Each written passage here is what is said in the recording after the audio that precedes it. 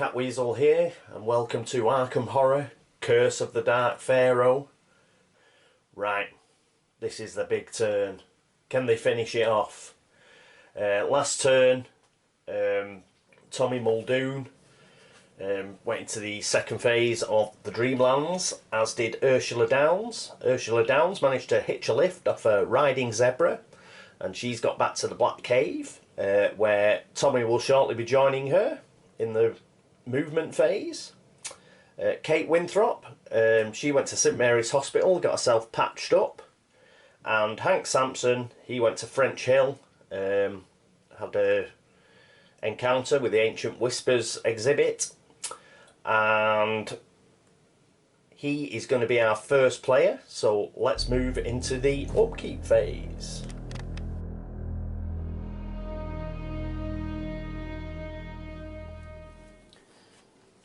And here's Hank. Well, what's Hank going to do this turn? Well, I think Hank's going to do pretty much what he's been doing all game, and that is he's going to kick some alien ass. Now, I'd love for him to go down to the Historical Society and take on the Dark Pharaoh, but unfortunately we're not going to be able to do that. The reason is because he's first player. If he goes down to the Historical Society, takes on the Dark Pharaoh and beats him, then because he's first player, he's going to be sucked through the gate at the Historical Society. Should we then close the last gate that we require at the Black Cave and seal it, all the gates shut, and that means that he'll get lost in time and space. Not only Hank, but his pa. I can't really allow that to happen, not after all he's done for the people of Arkham. But I've got to allow him to go out with some blaze of glory. So he's going to pop across to the Miskatonic University streets, and he's going to take on the Dimensional Shambler and the Hound of Tindalos. He's going to go out guns firing. So, yes, he'll use his pair of 45s. He'll put his enchanted blade back, and he's going to use both the 45s to take out these two monsters. Not that it makes much difference. None of them have got physical immunity or physical resistance. I don't think they have anyway. Oh, no, I tell a lie. The Hound of Tindalos has got physical immunity. So that's going to be a bit harder to take out. So I shall put the enchanted blade back, because he's going to have to use that against the Hound of Tindalos. So, right, get his fight up. Obviously, because of his thick-skulled ability, he won't have to do any horror checks unless he fails a combat check. So, I think that's pretty much it for Hank. And next up will be Tommy Muldoon. Here we are with Tommy. Well, last thing for Tommy to do, last couple of things for Tommy to do, may as well use his healing stone again and get that last sanity. So that'll go in. He's got 6 sanity, but what will happen is he'll lose one of his stamina. We've still got a Dark Wind covers Arkham as our Environment Mystic card. That means he's got a -1 max stamina, so he's down to 3. So we've got to take that stamina off him, which is unfortunate. And as far as coming back to the Black Cave, he's going to come back to the Black Cave, but he will be using the Elder Sign fragment. So we don't really need to push his fight up or anything. He won't be able to shut it with clue tokens anyway, because he's only got 2. So looks like he'll be the one who's actually shutting the gate during the Arkham encounter phase. Right, after that we've got Ursula Downs. Here we are with Ursula, and we've actually got a bit of upkeep to do because she's got a blessing. So we'll just roll to see if she keeps a blessing. Anything other than a 1, and she'll remain blessed. Oh, she gets a 1. Oh, dear me. But I think that's too little too late. Even though she loses the blessing, first time she had to roll for it. It looks like we'll have enough with Tommy Muldoon to be able to do it. So anyway, she's lost that. Other than that, should something really weird and bizarre occur, she'll still have 5 dice and a clue token for a reroll should she have to try and close the gate. She's got 3 sanity and 3 stamina, so once again she'll exhaust the Scales of Thoth. That'll give her +1. She doesn't have to take her stamina off because of the environment card, because she's not at max stamina, but her max stamina is now 4, but she's only got 3. Right, that's it for Ursula Downs. Let's have a look at Kate Winthrop. Here we are with Kate. She's not going to bother with the Visions card. Tommy's already done his upkeep, and he's not going to move anything. Just thinking what she could do. In fact, let's have a look at some of these spells. Oh no, unfortunately, Plague of Locusts, the monster has to be in a street area. And Hank hopefully will have cleaned them up by then. But should Hank have any problems, she can always cast that spell and try and get rid of the Dimensional Shambler and the Hound of Tindalos. Unfortunately, she can't. I thought for a minute she might be able to get to Southside Streets and get rid of the Dark Pharaoh, but he's actually in a location, so it won't work that way. But let's see, where we going to send her? We'll send her to the Silver Twilight Lodge, I think. She'll go in that sort of direction. May as well pick up a clue. That's about it, really. She's relying on others to get the job done. Right, so that's the end of the upkeep phase. Next up is the Arkham, the movement phase, what I'm talking about.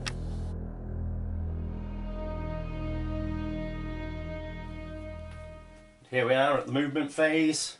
So first up is Hank, and Hank is going to Miskatonic University streets, and he's going to be fighting. So doesn't have to do the horror checks. Which one's he going to take on first? Well, he'll take on the Dimensional Shambler first, because he doesn't have any immunities. So ignore the horror check. He's got 1 toughness and he gets -2 on his dice. So he's got 13 dice, which now goes to 11. So he needs 1, 2, 3, 4, 5, 6, 7, 8, 9, 10, 11 dice. He just needs 1 success.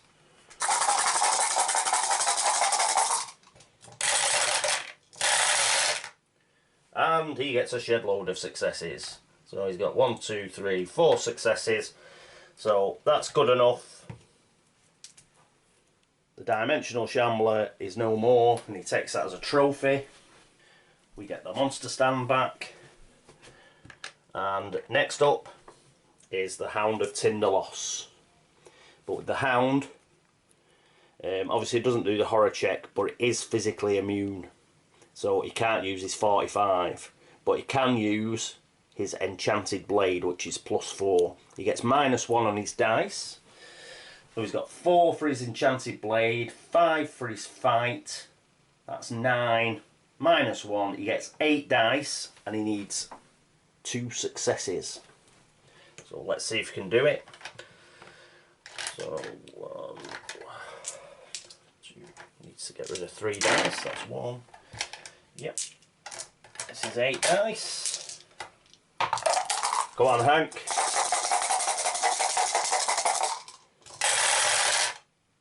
And he gets 3 successes. So no messing about from Hank. In the last, what's probably the last turn, the Hound of Tindalos has bit the dust. So there we go. He's got another monster trophy. Finishes with 6 toughness of monsters. Only the Dark Pharaoh's left on the board. So good stuff. Right, so that's the end of Hank's movement. Now we've got Tommy's movement. He's going to come back to the Black Cave. And that's the end of his movement. Then we've got Ursula Downs' movement, But she's not going to go anywhere, because she's going to try and close the gate should Tommy not be able to do so, but I don't think there's going to be a problem. So that's the end of Ursula Down's movement phase. Kate Winthrop, she's just going to, well, seeing as he's cleared the streets now, is there anywhere else she can go? Not really. Let's just send her to the Silver Twilight Lodge like we were going to. 1, 2, 3, 4. And she just picks up a last clue token. Right, that's the end of the movement phase. Next up is the Arkham encounter phase.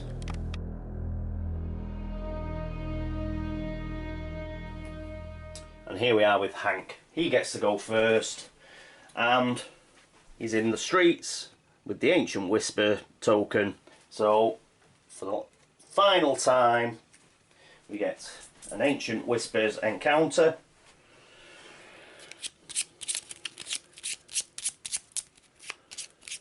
See what happens. The culprit apprehended. Sheriff Engel has caught a thief, but not yet found the loot. You may make a sneak -2 check to covertly find it first.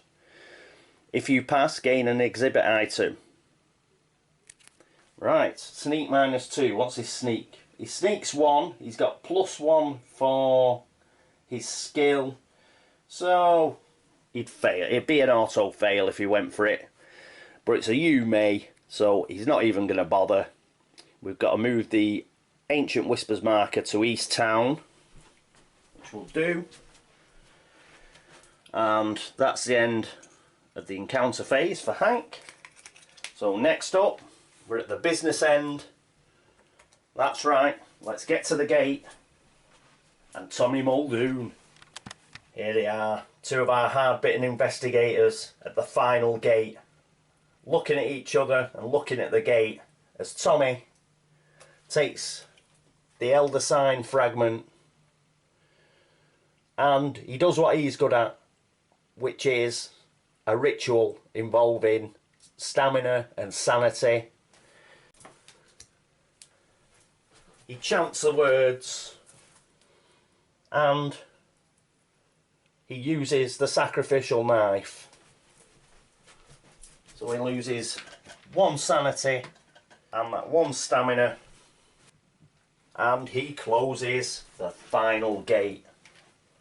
Nyarlathotep goes back to his timeless slumber.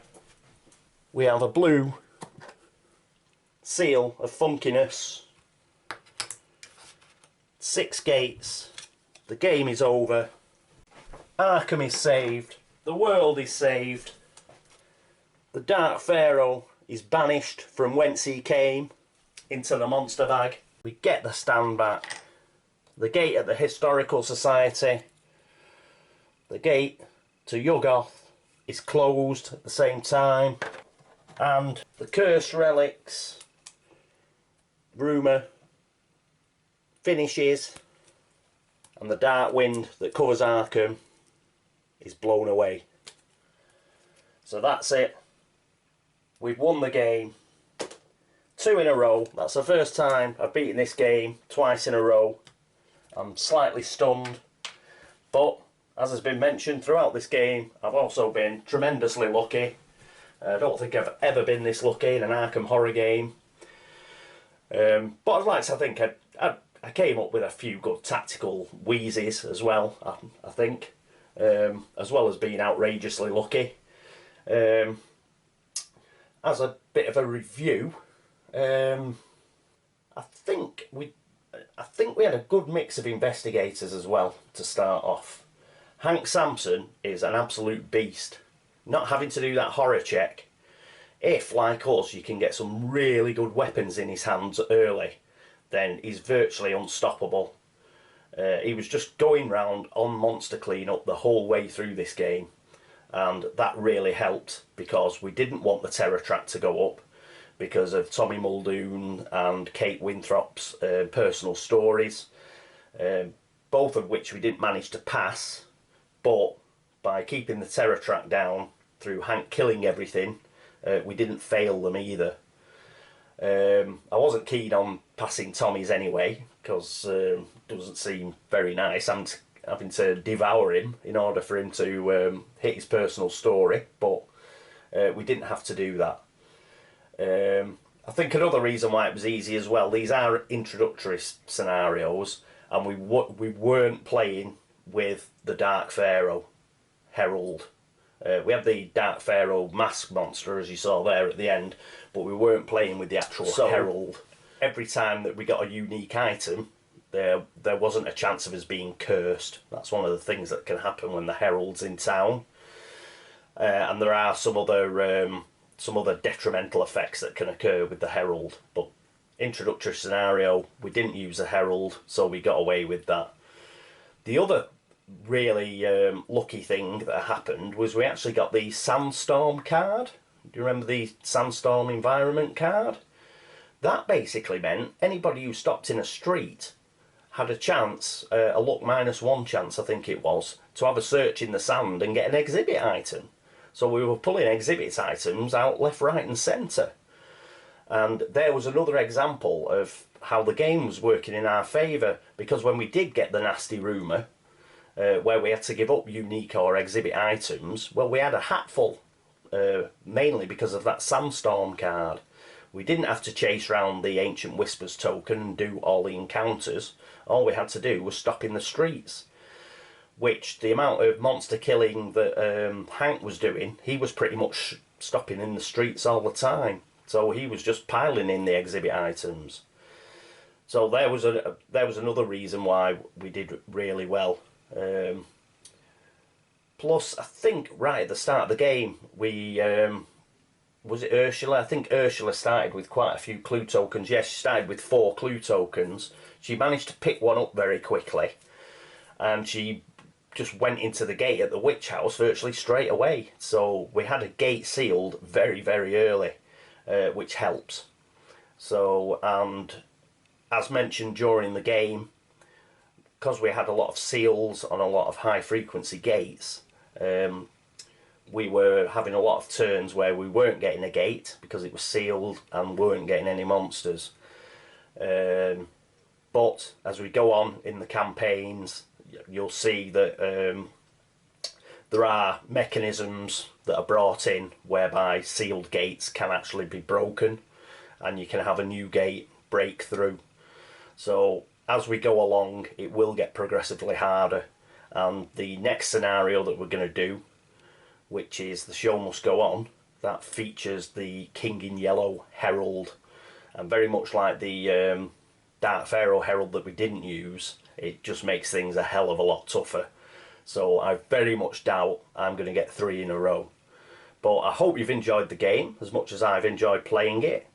I think I will do the next one, basically because everything's set up and it is a bit of a pain to put up and take down. So I'll do one more Arkham Horror. I'll do The Show Must Go On, and then I'll probably do another playthrough and come back to the campaign at a later time. So anyway, I'd like to thank you all for watching.